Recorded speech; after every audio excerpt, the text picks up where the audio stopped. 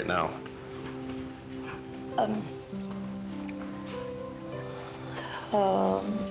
Sir, sorry po sa storbo ha. Pero may pinagdadaanan po kasi ako tungkol dun sa nanay ko. Eh, gusto ko lang po sanang libangin yung sarili ko. Sakto po, sir, yung kadimoy ko po. Birthday, nag-i-invite po. Baka pwede niyo po akong samahan. Kasi, siyempre, di ba, bukod kay Miss May, kayo na lang din po yung nakakapagpagaan ng loob ko. Yeah, I don't think it's a good time. Sorry, I really can't do that right now. But give them my regards, okay? Sir, kahit saglit lang, singit niyo lang saglit lang sa schedule niyo. Gusto ko lang po nang may kausap tsaka karamay ba. Hey, I'm sorry. I just really can't right now. But if you need someone to talk to, why don't you talk to Drew? I'm sure he can help you with whatever you're dealing with. I'm too busy right now and I don't need any distractions. Sir, sandali lang ah. Bakit ganito? May nasabi po ba akong hindi maganda? Ano, may nagawa ba akong mali? Sabihin mo sa akin. Come on, kid, don't be like that.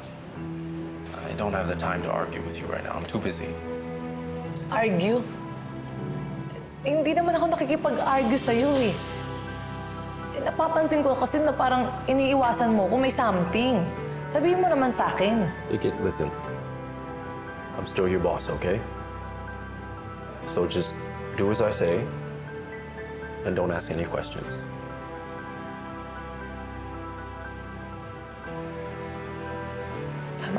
Tama. Okay po, sir. Una na po ako. Salamat, sir.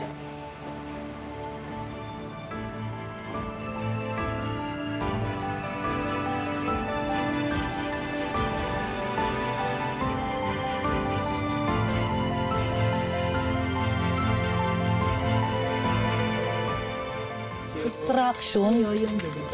Distraction na ba yung tingin niya sa akin? Relax ka lang, besh. Baka naman hindi ganun. Baka na-misinterpret mo lang yung tao. Kaya nga. Kaya kaya mo nun?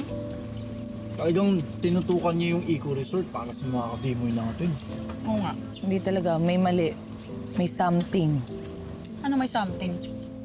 Ewan ko. Hindi naman niya ako ganun kausapin dati. Iba yung tono niya eh. Iniisip ko tuloy kung may nagawa ba akong mali. May nasabi ba akong hindi maganda. Hindi ko alam. Wala akong maalala. Wala talaga eh. Baka nag-overthink ka lang. Oo, hindi kaya napapraning ka lang. Ewan ko, ewan. Kung kailan naman napapol na ako kay Sir Matthew. Tapos parang nararamdaman ko na pinagtatambuyan niya ako. Ba't ganun? Ba't naman ganun kung sino yung minamahal ko? Nilalayuan naman ako. Ano mo si nanay? Tapos ngayon, si Sir Matthew naman. Bakit?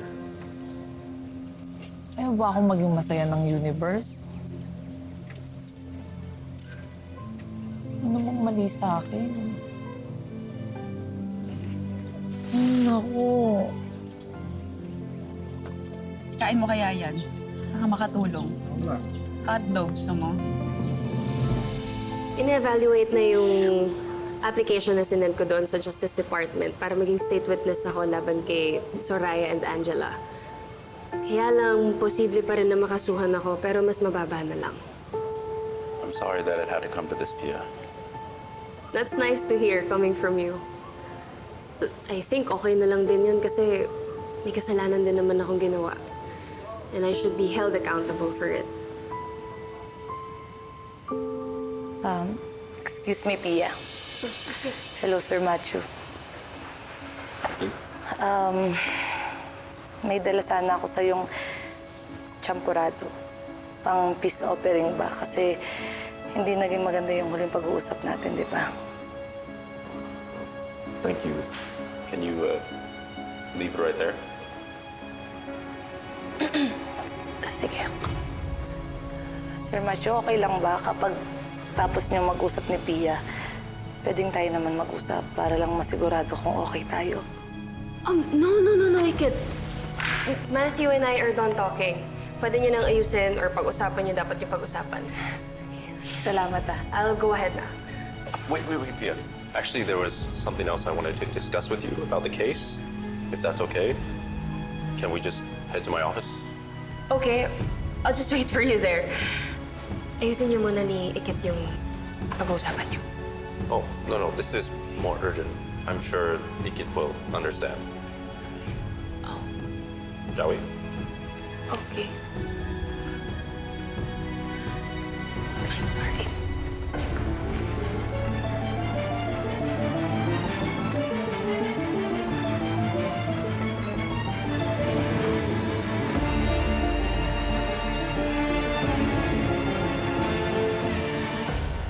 May nagpunta po magandang babae dito nung nakaraan. Hinahanap daw po niya yung nanay niya. Eh, nabanggit ko po na madalas ko kayong makita dito na nagpupunta. Gusto daw po niya kayong makita at makausap. Ito po yung number niya, pinapabigay niya po sa inyo.